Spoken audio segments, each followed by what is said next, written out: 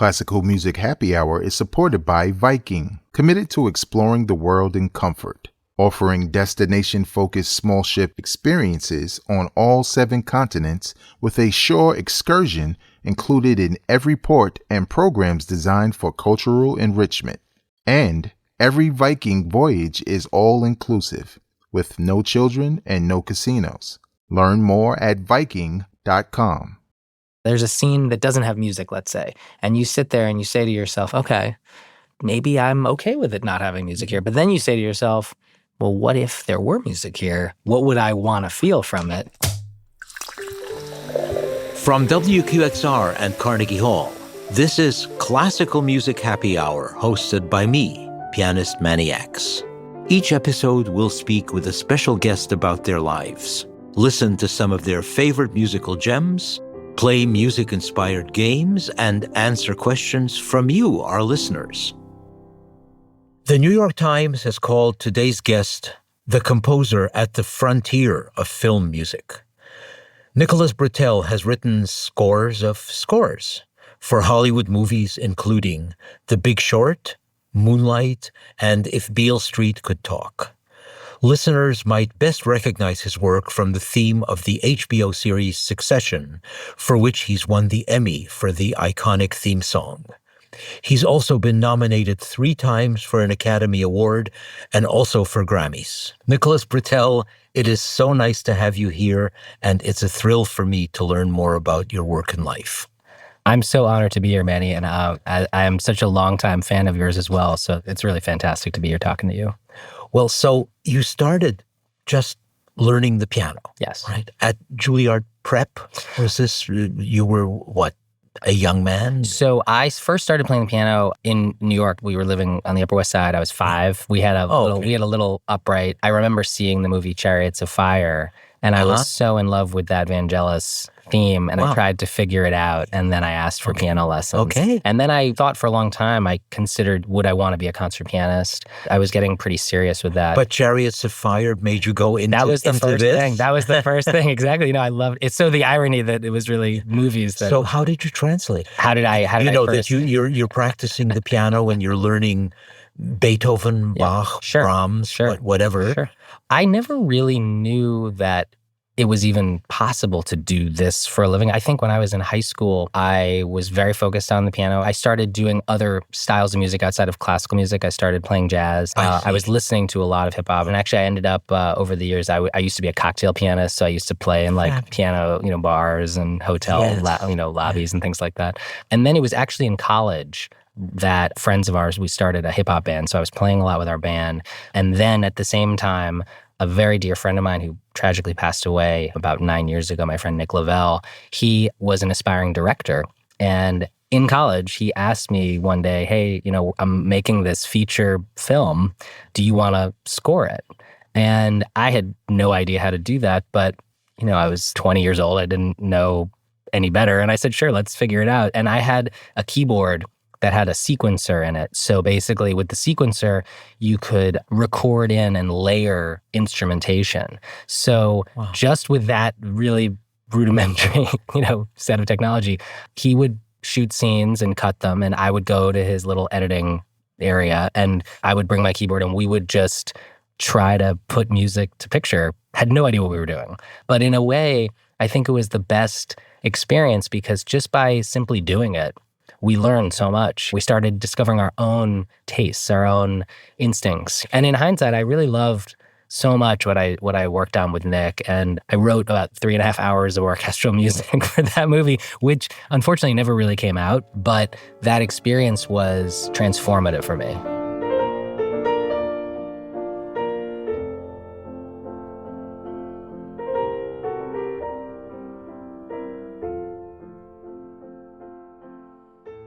We're going to take some listener questions, which I hope we can answer. If we can't, we'll just make something up. It's fine. We'll do our best. Here's a question from Michael from Haydenville, Massachusetts. Here's my question. If I love John Williams' music, and I do, what would be some concert pieces that I might enjoy? It's a great question.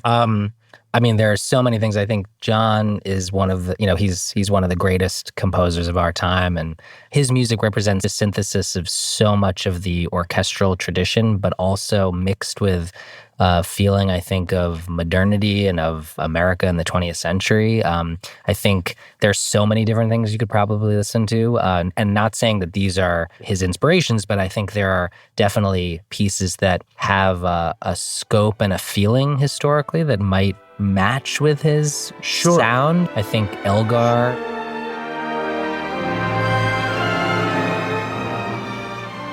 I think Holst.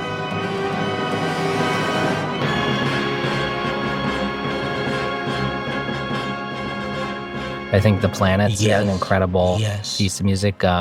Probably a lot of Strauss. Strauss, yeah.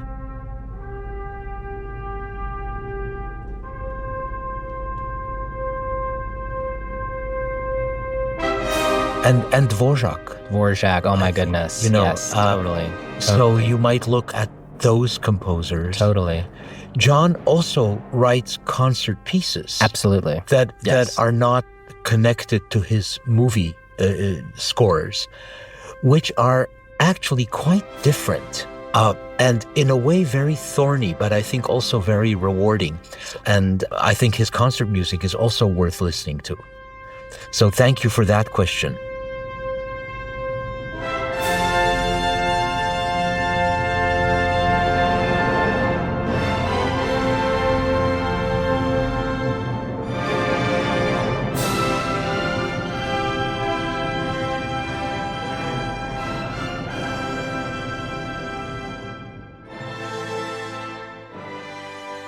Do you ever see yourself as an opera composer because you compose for drama? Yes. Do you ever think about writing an opera to a libretto? Interestingly, right now I'm working on music for a play, a Eugene O'Neill play, Anna Christie. It's not a musical and it's also not opera, but... You're getting closer all the time. I was going to say exactly. Yeah. Perhaps I'm getting a little closer. I'm very fascinated with the idea of live drama and of figuring out how music can function in that world. Film does bring all of these different art forms together, from production design to music to drama to storytelling, etc. Yes. So I was pretty bowled over with the music for Succession. I think it was the first time I was aware that Nicholas Britell was a fabulous artist. Oh, thank you.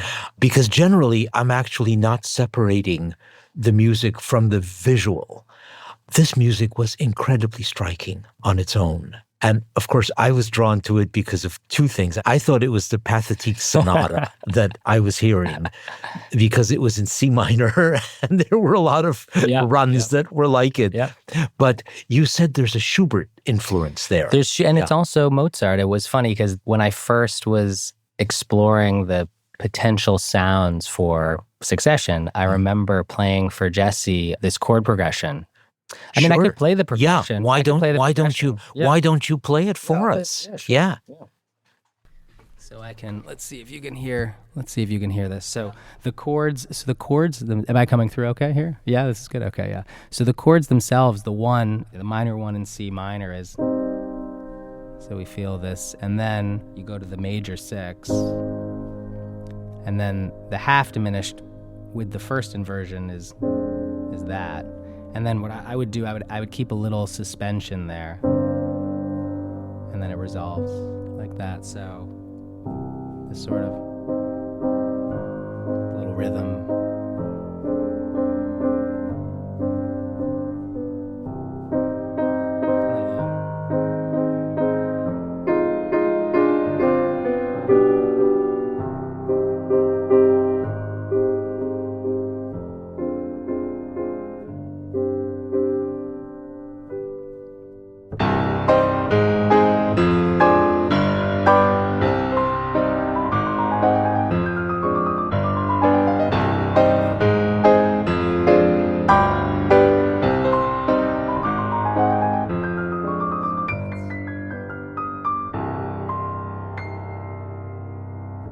Quite amazing. The little run on top is kind of the Pathétique music. Curlicue, the little curlicue. Yeah.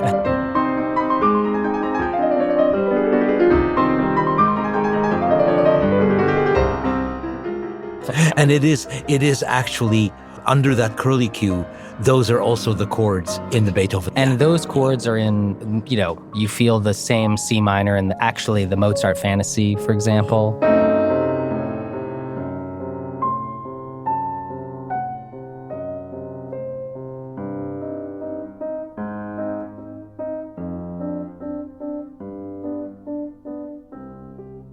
Right. In C minor. Right. You feel this exactly, so yeah. And it's probably somewhere in the C minor concerto too. Yes, absolutely. There must doing it in the C minor concerto. Yeah. And well, he had no imagination. He kept, oh my God. He kept repeating himself all the time.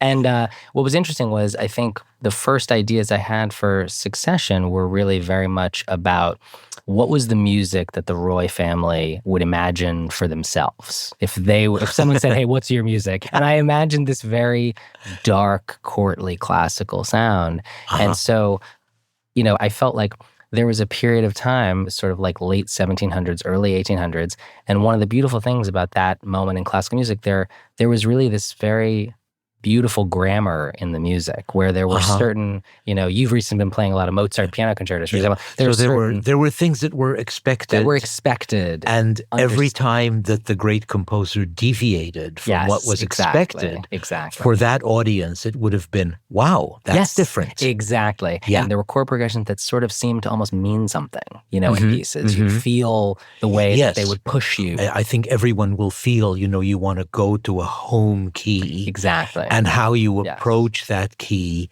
depends on the nature of the composer. Exactly. The inventiveness and the imagination. And sometimes it's almost like a culminating moment in a piece of music. You'd feel it. It would sort of right towards the end of a movement, you'd hear this chord progression, that exact chord progression. And then Beethoven would do the exact same thing, in his own way. And for example, Schubert would use it too.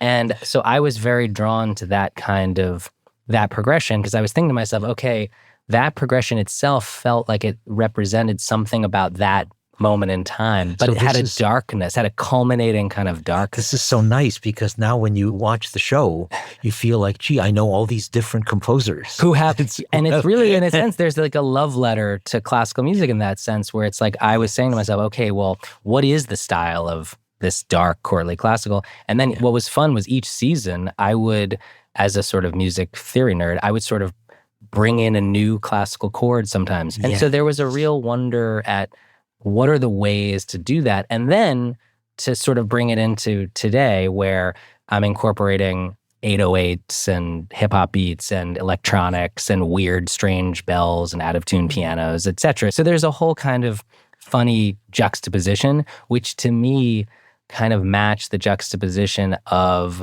the absurdity and the seriousness of the show itself. The show itself is so serious, but it's also so ridiculous.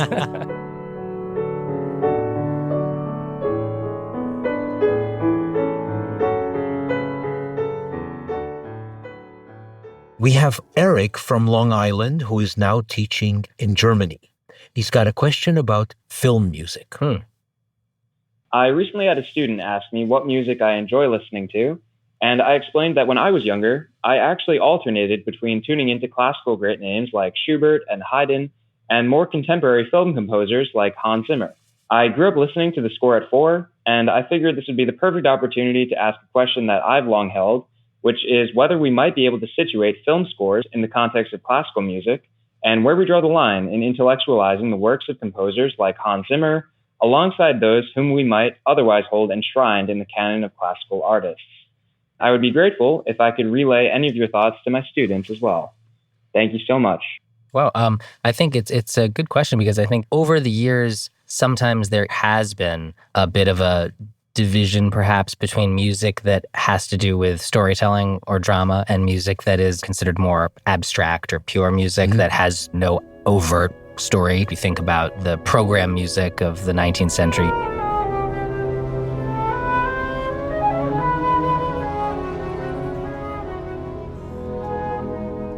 You think about opera music, and then you think about a piece of music that's a symphony that doesn't necessarily have a story.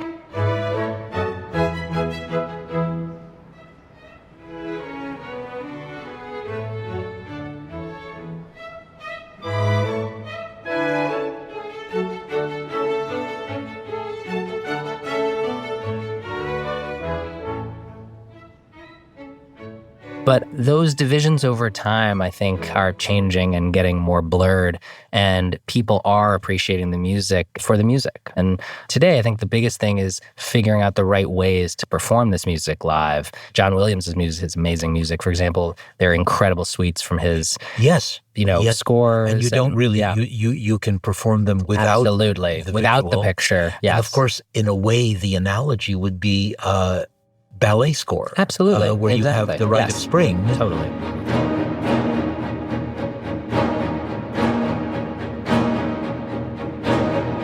Which is the story of the Rite of Spring, but certainly is much more well-known and popular as a piece of music rather than a ballet. And you don't, exactly, and it's incredible to see it, but also just the music itself. Yes. So I think there is, sometimes I think there has been this dichotomy, but ultimately music is music. I completely agree.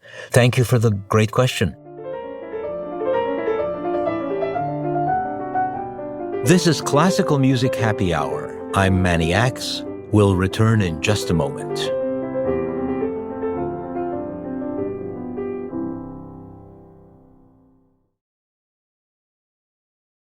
Classical Music Happy Hour is supported by Viking, committed to exploring the world in comfort. For over 25 years, Viking has been connecting the thinking person with the world. First on the great rivers, then on all 5 oceans, now on all 7 continents. Whether you choose to journey through the heart of Europe on an elegant Viking longship, explore the ancient cities of the Mediterranean on a small ocean ship, or venture to the white shores of Antarctica on a purpose-built expedition ship, you will always experience thoughtful service, destination-focused dining, and cultural enrichment on board and on shore. And every Viking voyage is all-inclusive, with no children and no casinos. Learn more at Viking.com. This is Classical Music Happy Hour. I'm Manny Ax. Let's return to our conversation with Nicholas Britell. What is your favorite drink after a long day? I usually drink red wine. Any specific grape? What am I drawn towards? I like French reds. I like Italian reds, like a Barolo or a bit of Bordeaux. What is the best book that you've ever read about music? I would say there's 2 that have really influenced me. One is the Poetics of Music, the Stravinsky lectures. Actually, they're both Norton lectures at Harvard. There's this Poetics of Music and also the Unanswered Question that Bernstein did up at Harvard as well. And these were a series of 6 lectures, I think, that were then combined. That were combined and sort of put together. And I remember I first read the Poetics of Music at Harvard, actually. It was in our freshman year. He just had such a fascinating lens on music and on what music is and how to think about music. And then the Bernstein lectures, I'm not even sure when I first came across those, but they were so influential for me in just the way of thinking about why music affects us. I'd always been very fascinated with those questions of like, why are minor chords sad? And he was very fascinated with that question as well, I think. So here's a question from John in Queens. I'm a big opera fan, and I've started to broaden my horizons listening to orchestral and symphonic music. And I thought I'd give Bruckner a try, but I got to tell you, I'm having a hard time with the music. I'm finding it kind of heavy and repetitive. Any tips, anything I should look for? Well, interestingly, and I'll pass this over to Manny in a second, but I was going to say Bruckner is actually an area that I've always wanted to know Bruckner's music better and understand it better. So I'm going to throw this one over to Manny and see what your advice is. Well, the fact is, I was for many years kind of with you. And I've been listening to a lot of Bruckner symphonies for the past 30 years because a lot of the time I play in the first half of a concert and then I'll go out and hear the second half, which very often these days is a Bruckner symphony. Conductors love to do them. And I've begun to realize I've started actually loving them.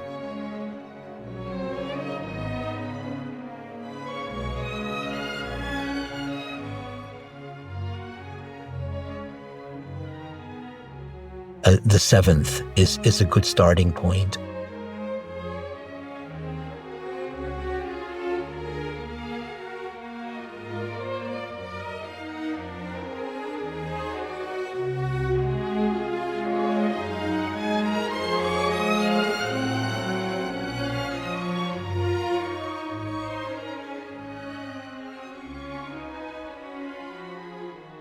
There's something about the fact that it's okay just to relax and not expect things to happen too quickly. Beautiful. I think maybe that's the thing, because the drama unfolds in a very, very slow way. Without knowing anything about it, I have a feeling it might be like the Japanese No drama, where things happen very slowly. And I think if you let yourself just lean back and be prepared for that, and it is very beautiful, in fact. So I wish you luck with it. And if it doesn't happen, no tragedy. There's a lot of other great music. Thank you for the question.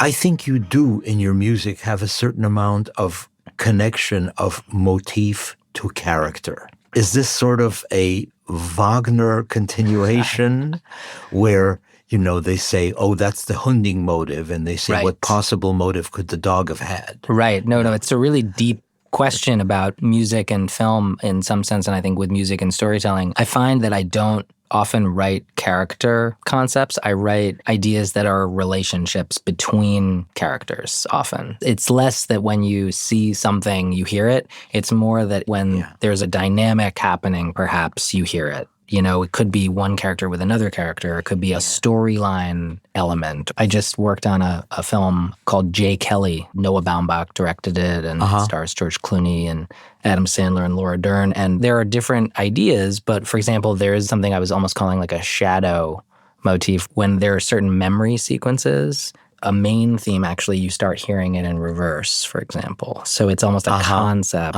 if that makes sense. No, the one experience I had with that was that there was a wonderful movie called Once Upon a Time in America. Oh, of course. With music done by Ennio Morricone. Legendary score. And whenever Elizabeth McGovern appears on the screen, there's this particular beautiful, amazing theme. It's one of the and so most. I connect that music to that picture. 100%. Yeah.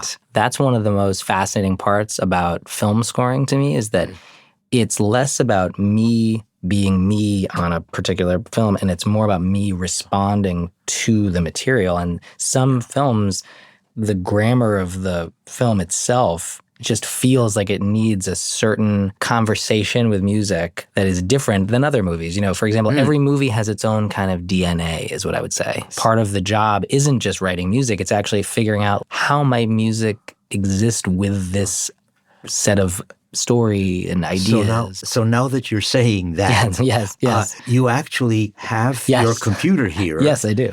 And I am able to see, although the listeners will not see, but I'll try and describe what is going on. And you're going to show me some of, I think it's Moonlight, right, that you did music for. Exactly. And you're going to show me something without music. Yes. And then you're going to show me music that you did for it. Yes, exactly. I'll set this up a little bit for us here. This is actually a sequence from Barry Jenkins' film Moonlight. And what I thought would be interesting is to look at the scene, and this can kind of give you a sense of what I first see when I'm given a film. So basically, when a composer is first presented with a film that they need to work on, there are a lot of early conversations that happen with the director to talk about what is their vision for the film, for example. And oftentimes, directors have pretty good instincts, or at least a sense of what kind of music might they want. And it's a conversation and it's an exploration, and there's a lot of experimentation where you look at scenes and you say, what if we did this, And here's an example. This is a scene where the little boy named Little, he is being taught how to swim by a sort of father figure, Juan, in the film. And this is a sequence that I'm going to show you here. Okay. Here we go. So we're watching a little boy looking out at the sea, and then sound drops away. Mm-hmm. Which is interesting. So there's sort of you can imagine there's almost an impressionistic kind of feeling here. And he's in the water. He's in the water. He's in the watching water. the boy in the water. He's sort of feeling around. Give me your head. And then Juan, played by Mahershala Ali. Mm-hmm. Let your head rest in my hand. Relax. I got you, I promise. I'm not gonna let you go. Hey, man, I got you. There you go. Come on. 10 seconds. See that right there? You're in the middle of the world, man. That's good. Do like this. I got chicken. More athletic. There you go. So it's a full swimming lesson. Yes. See. Yeah. And they're actually swimming They're sort kind of of together. swimming. He's learning how to move his arms. Yeah. We're seeing this. Yeah. Go. And then he's really, look at that, and then now he's finally able, he's sort of gotten the motion. And he's doing it himself. Exactly, now he's doing it himself, exactly. Right. Exactly. Yeah. So that's a sequence where, Right. imagine you're a film composer here, and this sequence comes in the film, Right. and you look at it and you say to yourself, okay, well, what do I do? When you see a scene like that, what sort of emotion do you take from that, where you say, this is a feeling I have, and perhaps I want to do something with that feeling? I mean, this is why I don't compose. But those are the questions that I start. Well, okay. Yeah. So what was your reaction? Do you remember what your reaction was? The reason I brought this as an example is because my initial idea was actually not at all what the director was looking for. So when we were talking about different theme ideas, at this point, when I was starting to score this sequence, I already had a theme that was sort of little in the world in this sort of chapter 1 of the movie. And actually, I can play what that theme is here. Okay. If we want to hear that theme. Here, I'm pulling it up right now.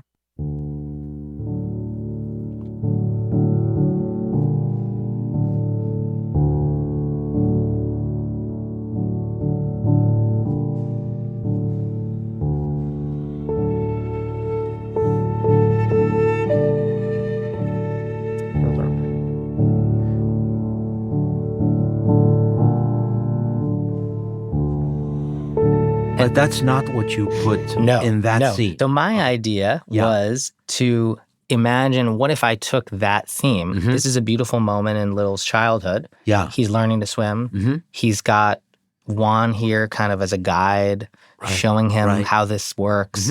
And over the course of the film, we learn a lot about all the challenges and trials and tribulations in his life. So I felt perhaps we feel this as a beautiful memory. And I remember doing a demo of it where I sort of, that was in D major. I wrote a piece where I put it in F major, and instead of a violin playing that melody, it was a clarinet, and it was, instead of a piano, it was strings holding the chords. And I thought this felt really, really nice. So I remember showing that to Barry Jenkins, and he immediately said, this is not at all what I'm thinking for this scene. So that was sort of something that I pretty much threw away. So cutting room floor. That was cutting room floor. That was not a piece. That is So that was something where, that was the concept, you know? And what's interesting with, I think, certainly with film music, but I think with any creative collaboration, is that sometimes it's when things go in maybe the, quote, wrong direction or the direction you don't expect, sometimes you actually find things that are much more interesting and take you in a much more both unexpected and beautiful place, you know? So play us what winds up in the movie. Okay, so what Barry said to me, and I'm pulling this up now, what Barry said to me, he didn't want this as something that felt the way that I was showing you before. He wanted something that felt much more like, this is the first day of the rest of Little's life. This is actually more of a spiritual baptism in the water. There's a much more deep and resonant moment. Okay. So I wrote this piece of music that you can hear. We gotta start back where we were here. So this is the same start as before.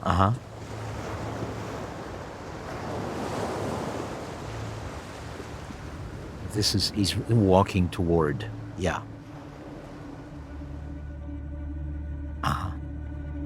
and he's in the water now.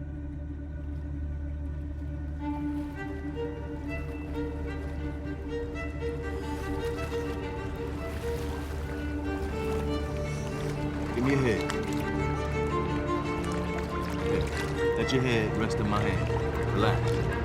I got you, I promise. I'm not gonna let you go. Hey, man, I got you. There you go. 10 seconds. That right there. Middle of the world. That's good. You like it?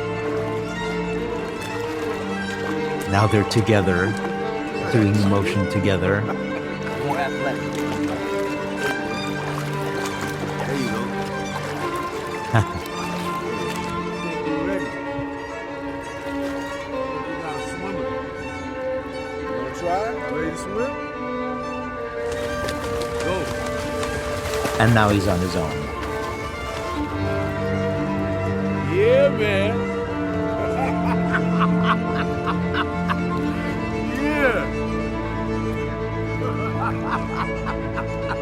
I see. And a totally different feeling.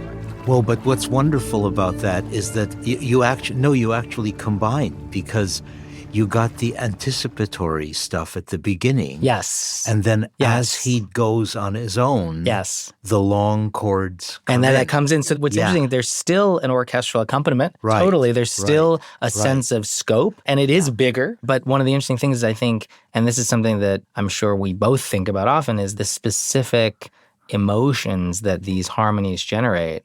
That, to me, is a much more inward, thoughtful, profound kind of a sense of emotion. This is fascinating because it's a very small picture Yes. of the kind of thing you do. It's a microcosm, Yeah. exactly, where I felt like what's interesting is there's this sense of the blank canvas for us is actually a picture, Yeah. which is sort of this set of stories and characters. Yeah. And what's amazing is that the music you choose completely changes the emotional engagement that you have. It's both your own take on what that is, and then it's a combination with the director saying, I really wanted to feel like this. Well, that's the thing. You also have a lot of self-examination because Absolutely. you're watching the screen. Absolutely. And you think, how am I?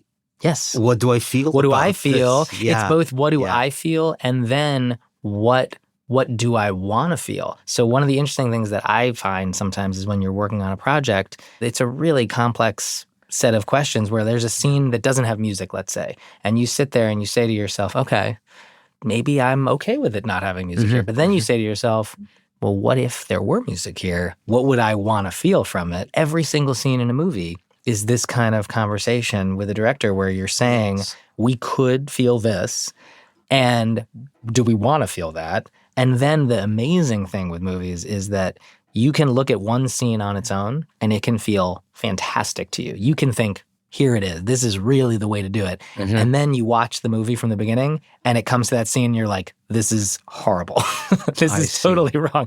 Because it's actually the long form of it that matters. And your experience in the context completely changes when you've started from the beginning. So now I have a favor to ask you. Okay. On my phone, Yes. I have a 3-minute video of my granddaughter learning to ride a bike. Okay. And do you her want to mother goes crazy. Do you want to hear when that? I would like you to orchestrate that particular. It's all doable. All doable.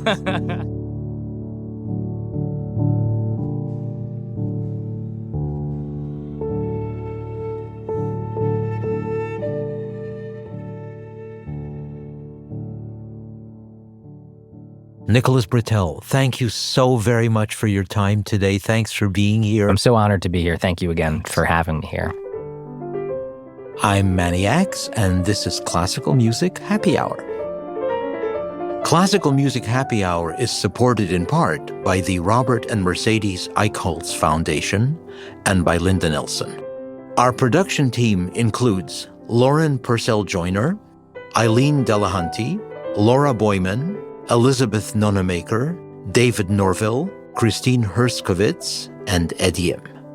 Our engineering team includes George Wellington, Irene Trudell, and Chase Coulpon. Classical Music Happy Hour is produced by WQXR in partnership with Carnegie Hall.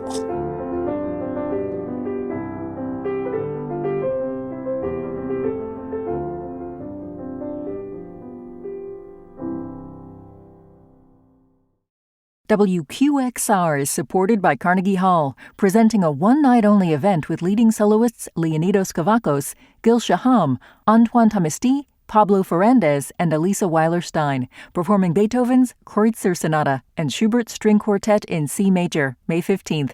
Tickets at carnegiehall.org.